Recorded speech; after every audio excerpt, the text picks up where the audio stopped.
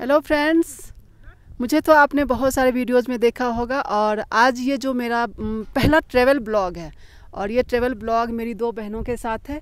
हम तीनों बहनें हैं, अंजू और अनुपमा हैं। ये दोनों मेरी बड़ी बहनें हैं। मैं सबसे छोटी हूँ, हालांकि मैं आपको सबसे बड़ी लग रही होंगी।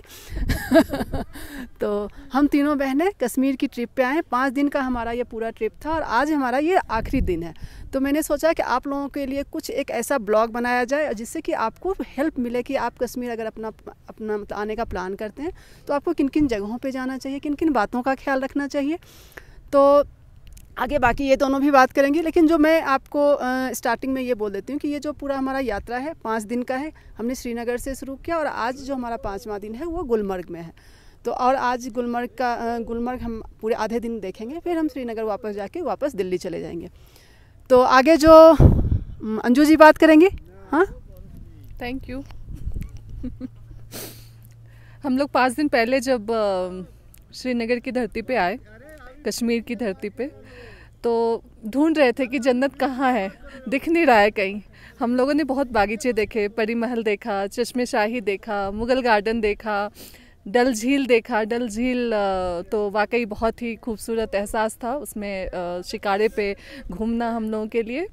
और श्रीनगर में बहुत सारी चीज़ें देखी, मार्केट देखी, लेकिन वो फील नहीं आ पा रहा था कि जन्नत ढूंढ रही थी आंखें, जन्नत तो मिल ही नहीं रहा था। फिर हम लोगों ने नेक्स्ट डे सोनमर्ग का प्लान किया। सोनमर्ग गए, वहाँ पे हमें थोड़ी सी जन्नत दिखी। बहुत खूबसूरत है सोनमर्ग। जो रास्ते हैं श्रीनगर से सोनमर्ग जाने का वो भी बहुत खूबसूरत है। वहाँ रास्ते में हम लोगों ने लंच भी खाया और एक ढाबा है, राजा ढाबा, वहाँ ज़रूर, अगर आप वेजिटेरियन हैं तो वहाँ ज़रूर जाएं खाने के लिए। बहुत बढ़िया खाना खिलाते हैं वो।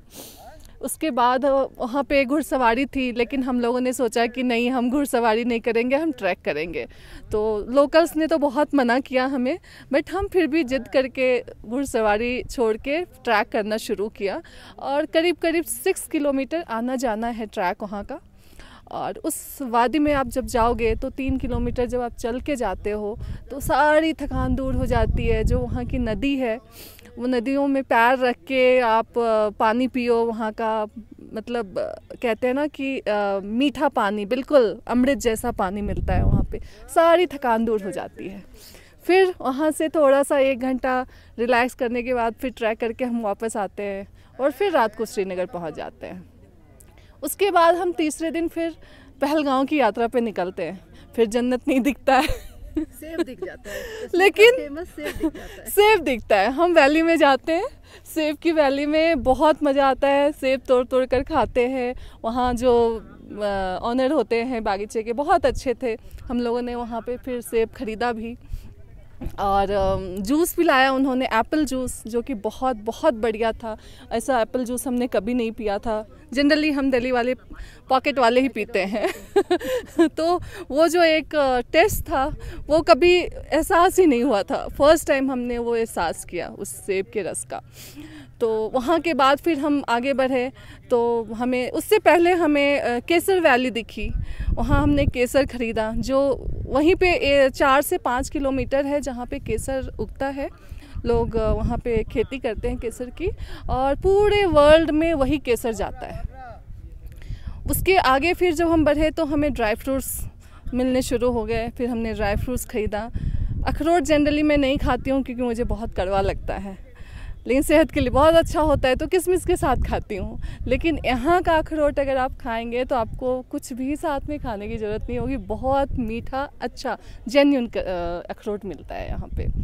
उसके बाद जब हम पहलगांव पहुँचने के 5 किलोमीटर पहले, जहाँ से अमरनाथ यात्रा के लिए शिविर वगैरह लगती है, वहाँ जब गए तो फिर जन्नत दिखना शुरू हुआ। और वाकई बहुत बहुत खूबसूरत है पहलगांव। वहाँ से फिर हम लोगों ने ट्रैक करना शुरू किया, और जिसको कहते हैं कि मिनी स्विट्ज़रलैंड, जहाँ बहुत सारी मूवीज़ का वो होता है, अपना शूट वगैरह करते हैं, मूवीज़ बनती हैं। वहाँ गए हम, तो वहाँ जाके लगा कि बहुत बहुत मुश्किल ट्रैक था, पत्थर ही था, कहीं भी ठीक से पैर रखने की जगह नहीं थी, बहुत मुश्किल था। हम 2-3 लोग ही सिर्फ ट्रैक कर रहे थे और सारे लोग घोड़े पे जा रहे थे, सब हम पे हंस रहे थे और बोलते थे कि आप तो नहीं पहुंच पाओगे। लेकिन हमारे अंदर वो करेज था, हमारा डिटर्मिनेशन था कि नहीं, हम पैदल ही जाएंगे। और हम पहुँचे ऊपर जाके जब नज़ारा देखा तो वाकई बहुत खूबसूरत था और अपनी जन्नत यही था और हम सारी थकान हमारी दूर हो गई। हम तीनों ने मस्ती भी बहुत किया, बहुत मस्ती किया। हम बचपना हमारा आ गया था, हम बिल्कुल बचपन वाली हरकतें कर रहे थे, उछल रहे थे, कूद रहे थे, गा रहे थे, डांस कर रहे थे और मतलब ऐसे लग रहा था जैसे हम पागल हो गए। बिल्कुल। सभी लोग बस हमें ही देखे जा रहे थे कि ये मतलब महिलाएं अकेले कैसे इस तरीके से मतलब यहाँ तक पहुँच गई और फिर इस तरीके से मस्ती कर रही हैं। लेकिन मस्ती की कोई उम्र हो नहीं होती और मस्ती के कोई जेंडर भी नहीं होता। अगर आप में हिम्मत है तो आप कहीं भी अकेले जा सकते हैं। बहुत लोग हमारे साथ सेल्फी भी ले रहे थे कि अरे आप अकेले जा रहे हो ट्रैक करके इतने गंदे मतलब जगह पे, मतलब जहाँ पे कोई सोच भी नहीं सकता जाने का अकेले, और आप लोग औरतें ट्रैक करके जा रहे हो। तो बहुत उस वजह से हमें और थोड़ा सा करेज मिल रहा था, खुशी हो रही थी, तो हमें हिम्मत मिल रही थी कि हम आगे बढ़ते गए। वहाँ से फिर जब आए हम, वहाँ एक चीज़ और बताऊँगी, अगर वेजिटेरियन है, क्योंकि हम लोग वेजिटेरियन है, प्योर वेजिटेरियन है, नाथू का खाना ज़रूर खाएं। बहुत टेस्टी खाना होता है, दिल्ली से ज़्यादा अच्छा यहाँ का नाथू का खाना होता है। फिर हम लोग 4th डे गुलमर्ग के लिए आए और जब गुलमर्ग पे कार रुकी, हम बाहर निकले तो लगा कि वाह, एक्चुअली जन्नत अगर कहीं है तो यही है और यही है। और कहीं नहीं है। कोई स्विट्जरलैंड, सब स्विट्जरलैंड फेल है, यूरोप फेल है और जो मतलब खूबसूरती हिंदुस्तान की इस वादी में है वो कहीं नहीं है। तो हम लोग रिक्वेस्ट करते हैं कि आप पहले कश्मीर घूमें, फिर आप स्विट्ज़रलैंड जाएं। मैं 18 साल पहले गई थी स्विट्ज़रलैंड, लेकिन उससे ज़्यादा सुंदर मुझे अपना कश्मीर लगा। तो आप कश्मीर ज़रूर आएँ और यहाँ कोई प्रॉब्लम नहीं है, कोई दिक्कत नहीं है। लोकल्स बहुत अच्छे हैं, बहुत सपोर्टिव हैं, लेकिन थोड़ा सा अगर आप हमेशा मतलब उन पे भरोसा नहीं कर सकते हो, थोड़ा पैसे वैसे के मामले में डबल बोलते हैं, तो वो थोड़ा सा आप बार्गेनिंग कर सकते हैं आप, लेकिन थोड़ा बहुत हम लोग को देना भी चाहिए, क्योंकि इनकी तो रोजी रोटी हम सैलानियों से चलती है। और तो 6 महीने का इनका 6 महीने का सीजन होता है, 6 महीने वो ऐसे ही खाते हैं। और बहुत सारी चीज़ें यहाँ आके हमें एक बात और बताऊंगी कि लोग कहते हैं कि वहाँ बिजली फ्री मिलती है, वहाँ ये होता है, ऐसा कुछ भी नहीं है। बहुत अफवाहें हैं जो कश्मीर के बारे में लोग बोलते हैं, बट यहाँ आने के बाद यहाँ के लोकल से आप बात करोगे, महसूस करोगे, बात करने की ज़रूरत नहीं, महसूस ही हो जाती है कि ऐसा कुछ भी नहीं है जो हमें दिल्ली में बताया जाता है। तो वो सारी चीज़ें हैं। खैर मैं इस चीज़ पर नहीं जाऊँगी। गुलमर्ग में फिर गंडोला है, जिससे ऊपर जाते हैं, वादियों पहाड़ों पे चलते हैं, जहाँ पे स्कीइंग सब होती है सर्दियों में। वहाँ गए हम, केबल कार से गए। वहाँ से उतरने के टाइम हम लोग थोड़ा सा घूमने लग गए और केबल कार बंद हो गई। तो 4 किलोमीटर का ट्रैक शाम के 6 बजे हम लोग फिर से ट्रैक करते हुए आए। तो वो बहुत ही अमेजिंग एक्सपीरियंस था हमारे लिए। तो बाकी आप अनीता दीदी बताएंगे, अनुपमा दीदी। मैंने बहुत बोल दिया। नमस्कार दोस्तों, हम 3 बहनें, यूँ तो बहुत सारे ट्रिप हम लोगों ने किया है और वर्षों बाद मैं 50+ की हूँ। मेरी अंजू 50 की होने वाली है, रचना 2 साल बाद 50 की होंगी। लेकिन हमें अपने उम्र का एहसास नहीं होता। मुझे तो लगता है कि अभी तो हम 18-20 साल के हैं और इतना एंजॉय कर रहे हैं। मैं स्कूल शिक्षक हूँ, गवर्नमेंट स्कूल में, बिहार से हूँ। हमारा पैतृक गांव बिहारी है हम सभी का। हमारी बहनें दिल्ली में लगभग 40 वर्षों से रह रही हैं, ये लोग 35-40 सालों से। तो हम लोगों ने अपने काम में, हम अपनी पढ़ाई लिखाई से लेके अपने काम, अपने परिवार में लगातार व्यस्त रहे।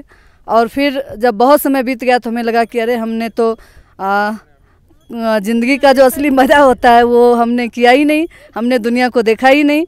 हमारा हिंदुस्तान, हमारा भारत इतना खूबसूरत है, इसकी सभ्यता संस्कृति इतनी अच्छी है, इसके इतिहास इतने अच्छे अच्छे हैं। तो इतिहास को तो हम लोगों ने किताबों में पढ़ा, लेकिन जब आप किसी भी चीज़ को पढ़ते हैं और फिर उसको आँख से देखते हैं तो फिर उसका अलग ही मज़ा आता है और उसको समझने में भी बहुत अच्छा लगता है। हम अपनी ज़िंदगी में अपने परिवार को चलाने के लिए, अपनी बेहतर ज़िंदगी के लिए सारे लोग कुछ ना कुछ काम करते हैं, चाहे वो गवर्नमेंट का वर्क हो, प्राइवेट वर्क हो या फिर बिजनेस हो। तो लगातार काम में हम इतने व्यस्त हो जाते हैं कि हमें अपनी ज़िंदगी का हम कैसे अपनी ज़िंदगी जिएं ये हमें पता ही नहीं चलता है। हम बस लगातार काम करते जाते हैं।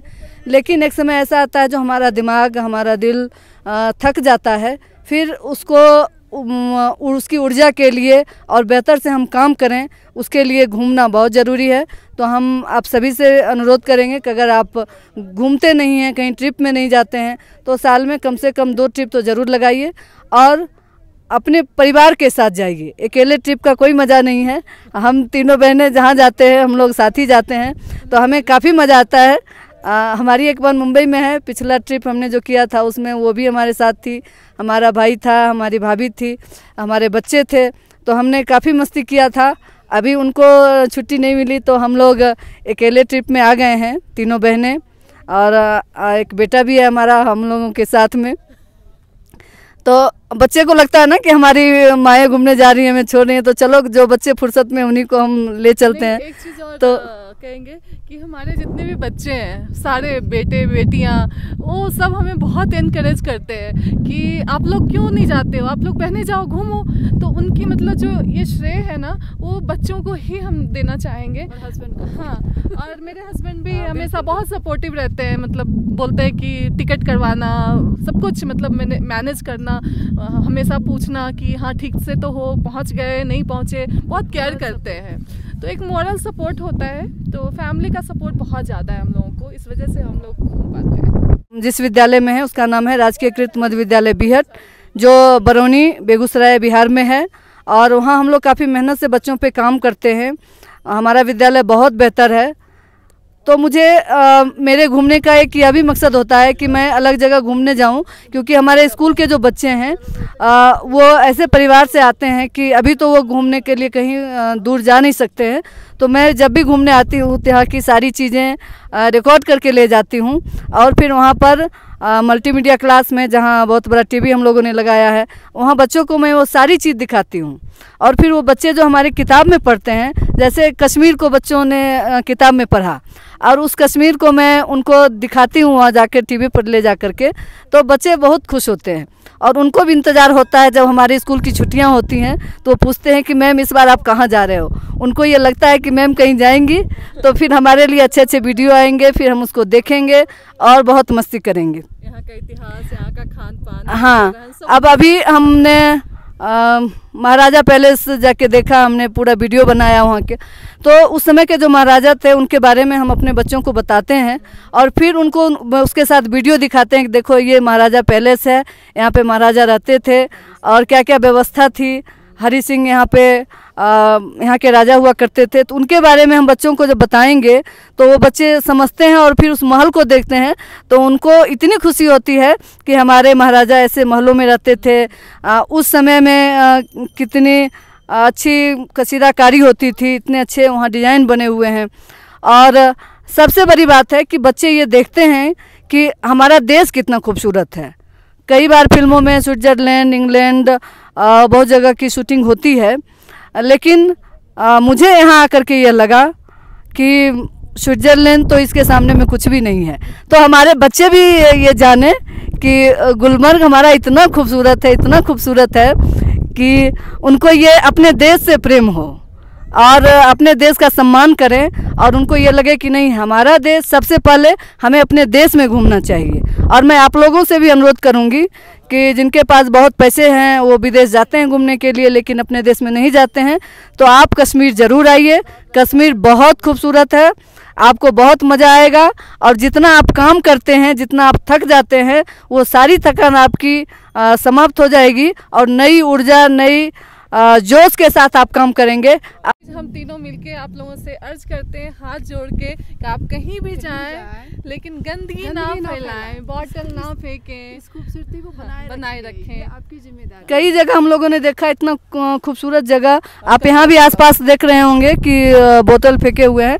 हमने भी अभी इस्तेमाल किया था इस रैपर को, और फिर इस्तेमाल के बाद मैं इसको अपने पैकेट में रख ली हूँ। जहाँ मुझे डस्टबिन मिलेंगे वहाँ मैं इसको डाल दूँगी। तो आपसे अनुरोध है कि आप कहीं भी घूमने जाएं तो कचरा ना फैलाएं, डस्टबिन ना मिले तो अपने बैग में, अपने पॉकेट में उसको रखें, और फिर जहाँ डस्टबिन मिले वहाँ पर उसको आप डाल दें। जय हिंद।